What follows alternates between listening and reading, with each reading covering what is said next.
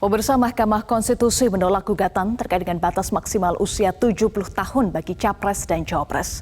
Namun putusan itu nyatanya tidak mengembalikan kredibilitas Mahkamah Konstitusi yang dinilai telah roboh karena putusan sebelumnya. Ia mengabulkan batasan usia minimal Capres-Cawapres tetap 40 tahun, namun dengan tambahan frasa pernah atau sedang menduduki jabatan kepala daerah.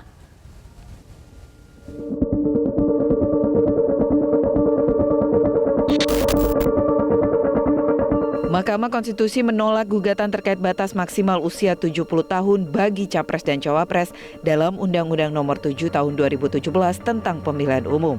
Pada putusannya, Ketua MK Anwar Usman menilai gugatan tersebut kehilangan objek permohonan karena sejak pekan lalu MK telah mengabulkan syarat Capres-Cawapres selain usia minimal 40 tahun, juga diperbolehkan bagi kepala daerah yang belum genap 40 tahun. Sebelumnya para pemohon menilai pasal yang ada sekarang memberikan ketidakpastian hukum karena hanya mengatur batas bawah usia Capres-Cawapres tanpa mengatur batas atas usia kandidat. Kalau sidang putusan begini ini, nggak ada interupsi. Ketua MK Anwar Usman juga sempat diinterupsi kuasa hukum pemohon saat hendak membacakan putusan. Salah satu kuasa hukum pemohon, yakni Anang Swindro, menyoal hubungan keluarga Ketua MK Anwar Usman dengan putra sulung Presiden Joko Widodo, Gibran Rakabuming Raka. Yang kemudian kita juga sama-sama mengetahui bahwa keponakan yang mulia Ketua Mahkamah Konstitusi, Mas Gibran Rakabuming Raka. Nanti sebentar, dengarkan putusan dulu ya. Sebentar saja yang mulia. Lah. Karena ini berkaitan dengan konflik bisa benturan kepentingan yang mulia. Jadi kami mohon yang mulia. Tunggu pembacaan putusan, ya. Dengarkan dulu, ya. Baik yang mulia, terima kasih. Kalau sidang putusan begini ini, nggak ada interupsi. Sementara itu, Ketua MK Anwar Usman merespon soal banyaknya dugaan intervensi dalam putusan MK terkait syarat minimum usia Capres-Cawapres.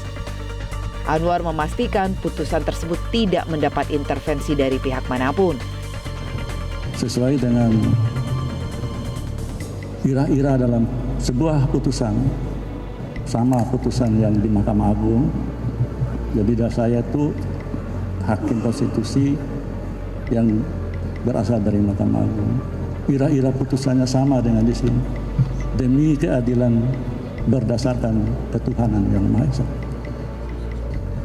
Jadi putusan itu selain bertanggung jawab kepada bangsa, negara, masyarakat, tetapi yang paling utama adalah bertanggung jawab pada Allah Subhanahu wa Ta'ala, Tuhan yang Maha Kuasa. Namun pakar hukum tata negara Bivitri Susanti menilai putusan MK yang menolak gugatan batas maksimum usia Capres-Cawapres tidak akan memperbaiki kredibilitas MK di mata publik.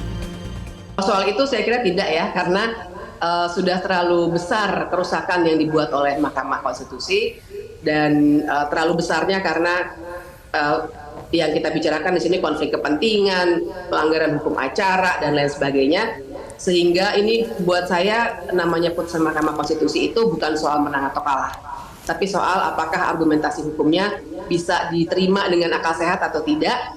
Dan yang minggu lalu itu kerusakannya sudah sedemikian parah, sehingga kalaupun sekarang ditolak, itu tidak akan mengubah ketidakpercayaan kita pada Mahkamah Konstitusi. Sudah kadung rusak gitu. Dalam putusan pekan lalu, MK dianggap telah berlarut lama terkait batas minimal serta terburu-burunya putusan terkait batas atas usia Capres-Cawapres. Hal ini terasa janggal dan mengusik nurani di kalangan hakim konstitusi.